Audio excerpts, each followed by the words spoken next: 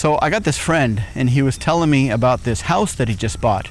And he was in the background, or in the backyard, looking around, maybe thinking of what kind of plants he was going to put back there, whether he should hire someone or maybe do it himself as a kind of weekend project for a while.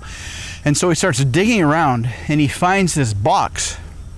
And it's this wooden box, kind of a redwood box, and it wasn't really decayed very much. And so he dug it out, he opened the box up, and inside this box was his head. It was like not a sculpture, but it was like this kind of a small stone head, like about 3 inches high, green. He thought it was made out of jade or something. It looked like some kind of an Asian Buddhist figure or something.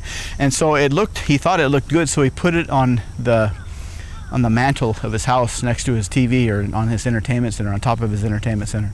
And people started coming over and started saying, wow, that's a pretty cool head, where'd you get it? And he was worried that the owners were gonna come back, the previous owners, and say that it was like a $1,000,000,000 family heirloom and he'd have to give it back.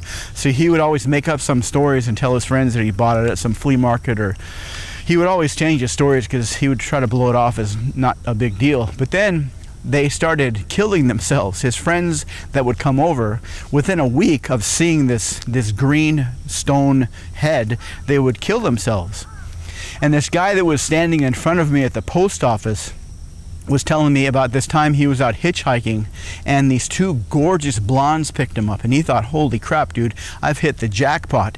And these blondes drove him a ways, so they were about halfway between two major cities, and they pulled out a gun and told him to get out of the car.